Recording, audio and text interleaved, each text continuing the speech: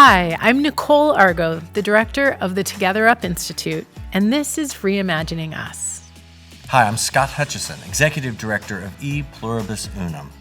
Nicole, we have a good episode today. Tell me, what are we going to hear? So good. Today we are going to dive deep into toxic polarization. Big words.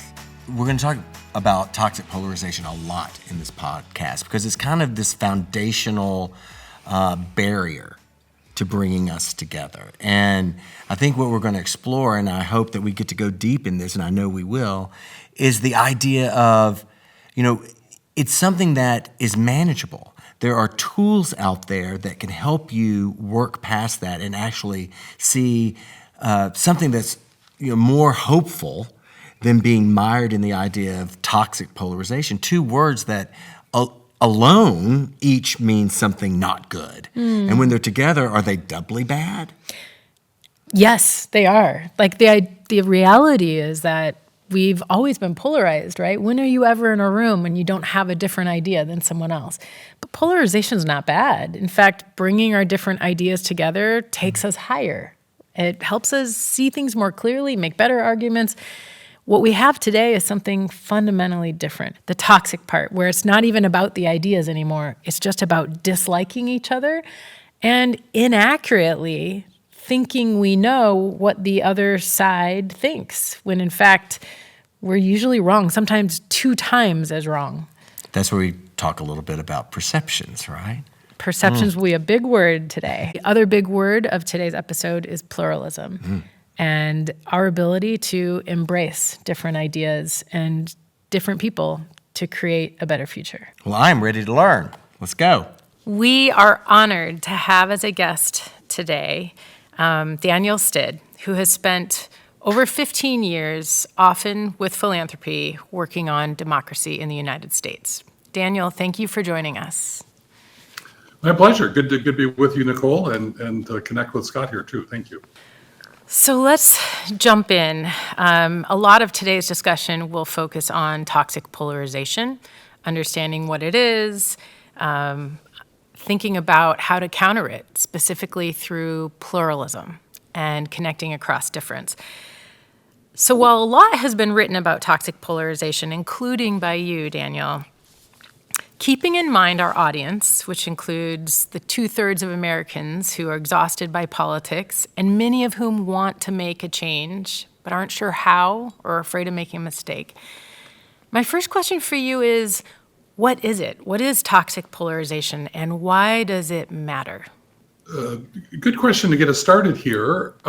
I think when I think of toxic polarization, if polarization is we just really disagree on a political matter or how to resolve a particular issue, I think of toxic polarization as adding in 2 distinct but related elements. The first additional element is I see the people that I disagree with and they see me in turn, not just as wrong or misguided or naive, but as morally problematic, as someone, I see my political opponents as people that make me angry, that I might fear, that I might hold contempt for.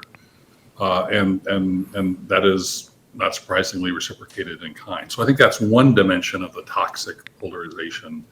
I think a second and related dimension is the strong emotions, negative emotions that I harbor towards people I disagree with are more often than not based on, at a minimum exaggerated, but often completely misperceived understandings of what people actually think. And I chair the board of an organization called More in Common, which is a nonprofit that helps, seeks to help Americans recognize the extent to which they might have wildly different impressions of what their political opponents actually think and believe. And interestingly enough, and I say this as someone who has the misfortune of having a PhD, the misperceptions tend to increase with education levels. So rather than as people learn more and get more adept in the academic context, they're able to move beyond these misperceptions. They tend to fall into them more. So I think those 2 things together are really what generate this toxic polarization. And frankly, it leads to a reverberation, because if I'm fearful and angry of you, I tend to paint you in more negative colors, which in turn makes me more fearful and angry. And so it becomes reinforcing. Thank you, Daniel. I'm curious, what does that mean then for outcomes? Like, what is dangerous about this? So what you just described is people walking around deeply distrustful, fearful, angry, outraged at one another. Yeah. Why does that matter for our democracy? I think what it does is lead politics and political differences to spill over and frankly contaminate and poison many different domains that are, more fundamental to being human, but can easily be hijacked by politics. And that can be, friendships, families, family connections, religious congregations, community associations, institutions, small and large, that we've established for mutual enjoyment and for solving problems that we face together can, in effect, these well springs of our life can become poisoned by this toxicity that comes with polarization, and really erode the quality of life in our communities, and more to the point, make it harder for us to solve problems together, and leave us prone to, political, not just hatreds, but violence or threats of violence that are really just profoundly corrosive of liberal democratic politics. Daniel, one of the things you talk about in your great blog, The Art of Association, is the idea of moving toward pluralism to kind of blunt the impacts of toxic polarization. That's a big word. What is pluralism, and how are we not pluralistic already? And what's the difference that moves us into a different reality? I would define pluralism as consisting both of a set of facts and a set of values. And I think what makes the word sometimes hard to get our heads around is there's a lot packed into it. The set of facts are really the presence of multiple overlapping and differentiating lines of dimensions of difference, be they class, region, race, ethnicity, religion, particular affiliations with one group or another. We can look around us, and many of us have many different kind of competing commitments that pull us in different directions, and as social scientists would say, cross-pressure us in helpful ways, which prevents any one viewpoint from coming on to hold too much sway within the way we look at the world. So those are the facts of pluralism, and by any kind of objective demographic measure, America is a remarkably pluralistic democracy. The values of pluralism, we might think of those almost as like civic virtues or ways of being in the world that allow us to live more or less peaceably with a whole bunch of people who, on different dimensions of life, see things differently. And by these virtues, at a minimum, they include things like, just a willingness to tolerate people who are different, a willingness to grant forbearance, or to kind of put up with, ideas or issues or decisions that we don't always agree with, but we realize we're in the same institution or part of a community. A belief in a reciprocity that, we kind of have to work out and figure out how to go along to get along together in the face of our differences. That's an excellent definition. And I wonder if you could help us sort of populate that vision at a local level. Sure. And what I mean by that is, for our everyday Americans listening to this, what would pluralism look like if it was thriving in their community? And in what ways do we not live in that culture now, at least in many places? So I think, pluralism assumes at the same time both, differences in terms of a range of different groups that speak to different dimensions of different people's lives, but also enough commonality so that those differences are seen not as overwhelming or threatening, but as kind of part and parcel of life in a community. I guess my next question is, how is that lacking? Where's the void for folks right now in terms of pluralism? One thing I would distinguish is between, kind of how we view our democracy and the level at which we might experience or appreciate pluralism. And I think the way that we process information about democracy and politics and society tends to come more and more through a national lens, and often, and even our social media, which might involve more people in our family or community, often is infiltrated and used to share these national political discussions. I mean, it's worth noting that the polarization of our politics and the nationalization of our politics went hand in hand, and so they kind of reinforce each other, right? It's really easy to be fearful and disdainful of people that you've never met who live 6 states away. It's much harder to harbor those same strong emotions for someone who, coached your daughter's basketball team and who you might see at the Optimist Club breakfast next week. And so, I think as you go, and there's a lot of really good data that only about a third of Americans trust and have support for their government. At the national level. At the state level, it's about 1 in 2. At the local level, it's about 2 out of 3. And so I think one way to ensure, to experience pluralism and also to support it and defend it is to really think and act locally, where it's easier, not always, and I don't want to portray a golden level of pluralism at the local level, because I know in a lot of places, there is, intense contention and problems. But in general, more Americans experience pluralism locally because they can see that the differences are less threatening, and there also is a shared stake, and people are part of the same community. They know each other. They have personal relationships and connections, and there's a kind of a small d democratic accountability that comes with that proximity. And so, when I think about pluralism in the U.S., I really think it's something that needs to be cultivated and nurtured from the bottom up versus the top down.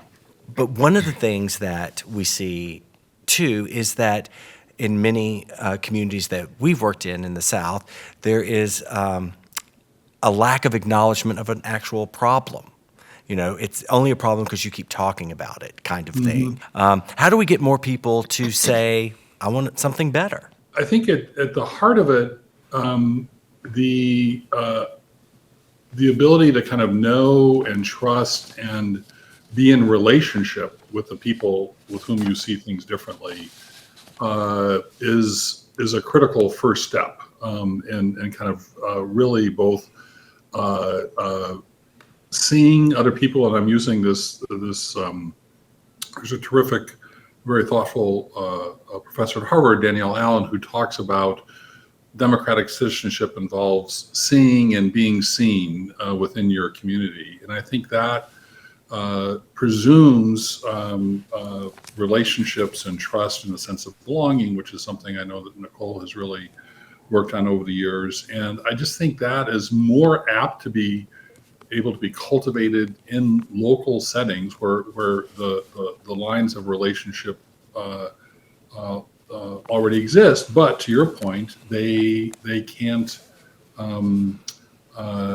they can't the trust and comedy that I'm suggesting is more apt to be found locally has to be reciprocal. So if some people are experiencing that trust and sense of reciprocity and others are not, that is almost like the grit in the oyster, if you will, that needs to be ultimately converted into a pearl. I don't know if this is the right metaphor here. So anyway, but my instinct is it's how do we experience that in a local setting? There's a terrific new book coming out by a friend of mine, Hari Han, and it's called Undivided, which looks at a group of people, 2 men and 2 women, racially mixed set of folks in a church in Cincinnati that is coming together to really grapple and wrestle with questions of race and racial justice and reconciliation. One of the things that she emphasizes in this book is the and the broader thinking around it is that there's no getting past the need to be in relationship with people with whom you disagree. That efforts to bypass that or to kind of impose your worldview or to have your worldview left unquestioned is not a recipe for ultimately for pluralism to prosper. Reading your work, it made me write myself a question about, is pluralism a journey or a destination? Like, do we ever get there, or are we constantly making space? Is that what pluralism is in another way? It's like, is it making space for opinion, making space for something that doesn't lead to violence? I think I would go back to the kind of two aspects of pluralism as a concept, both as a set of facts and a set of values. And I think, and I guess I would say it is a journey, if that makes sense, rather than a destination. And it remains the case again right from the outset. There were multiple dimensions of difference built into the system, and over the subsequent, we're coming up about to encounter the 250th anniversary of the Declaration of Independence. Obviously, that was a document that had profound declarations of equality and was signed by many people who were slaveholders. And so that contradiction was built into the outset. But what was not something that could be brushed aside was the differences that already existed at that point in time, and again, have only increased in number and scope over time as more and more groups of people were incorporated into our political system, were given the franchise, had their civil rights and liberties protected. So, I think part of the journey of pluralism is acknowledging the facts of those differences. I think the second part of the journey of pluralism is realizing that in light of those facts, there are a certain set of virtues, including, again, things like mutual toleration, reciprocity, forbearance, that good citizens in a republic like ours need to exhibit, given the way that the system is set up and those facts of pluralism, as I mentioned. So, I don't know if this is responsive to your question, but this idea of this being a journey where we're both acknowledging the facts and reflecting the values, even and maybe even especially when that's inconvenient for us, right? That's part of the journey is, staying with that acknowledgement and with those practices, even when it's difficult. So coming back then to this question of how everyday Americans can do this in their own lives, in their communities, you talk a little bit about the virtues. That's part of a mindset and a commitment. Yeah. What else? What do we need to do in our individual choices and behaviors, or what do municipalities and communities need to do to foster pluralism at a local level? So there's a terrific group called Braver Angels, which has done a lot of great work on this. I think really fundamental work. And they, begin with the premise that, we have to be in relationship with people who see the world differently. They also share another premise, and Nicole, you can validate this or question this, but I would put out there that their point of view, and it's one I agree with, that the vast majority of adults are not going to change their mind on fundamental issues of politics and how the world works.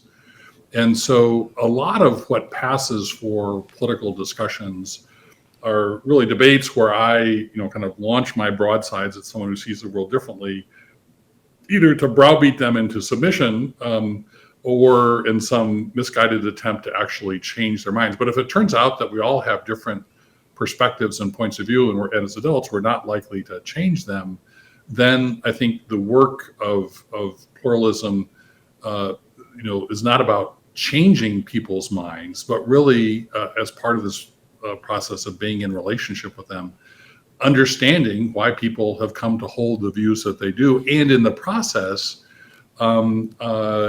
help identify and remove from one's outlook misperceptions about. So if we we can impute a whole range of views and motives to people, but once we are actually in conversation with them and asking them, how they happen to have come to hold the set of beliefs that they do, and what